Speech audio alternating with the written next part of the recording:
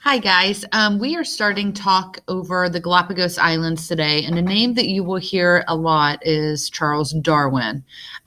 He is basically the father of evolution. But if we look at the notes for today, the key concept is that Darwin's voyage provided insight on evolution. Okay, and if you don't know, and I don't expect you to know a lot about Charles Darwin right now, this is what his voyage entailed.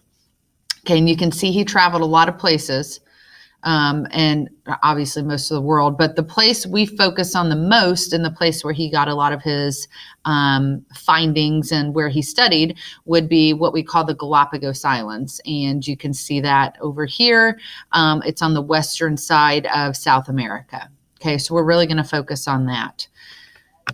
He observed differences among the island species. A lot of the words that you will hear, I feel like you've probably heard before. You just didn't realize that they could be applied in this situation. For instance, variation. So the word variation is, just think of the word variety. It is a difference in a physical trait. Okay. Two of the main species that he studied at the Galapagos Islands would be the Galapagos tortoises and the Galapagos finches. And a finch is a bird, if you did not realize that. The Galapagos tortoises live in areas with tall plants. And if that is the case, and obviously not all areas have tall plants, but if they were in an area with tall plants, they were found to have longer necks and legs. If you think about it, the taller a plant is, the harder it is for an animal to reach. So they, over time, is believed, went through evolution in their physical traits, and they their necks were extended and their legs were longer.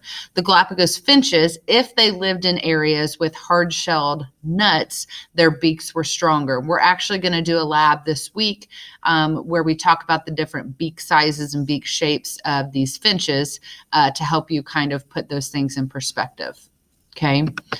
An adaptation, if you adapt to something, it's your way of changing to better yourself. So it's a feature that allows an organism to better survive in its environment. Species are able to adapt to their environment. And again, we're going to do a lab this week over peppered moths. It's usually one of the favorites that a lot of people like, especially if you're autistic. And it will kind of help you better understand that concept. And adaptations can lead to genetic change in a population.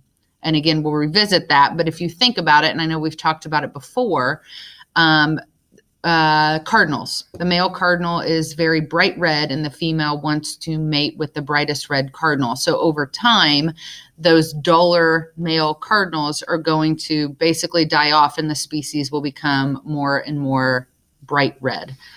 Okay, so that would be an example of that. Darwin observed fossil and geologic evidence supporting an ancient Earth. So Darwin found fossils of extinct animals that resemble today's animals. That would be modern. That's what that word means. And he also found fossil shells high up in the Andes Mountains, which means that obviously the animal traveled up there, and it allowed him to kind of put things in perspective that way. Okay, and then lastly, he saw land move from underwater to above sea level due to an earthquake, and this kind of exposed more fossils that he probably wouldn't have found before, and he extended his observations to the evolution of organisms as well. Okay, hopefully that makes sense. I know it's kind of quick, but we do, like I said, have a lot of labs this week that will help with that.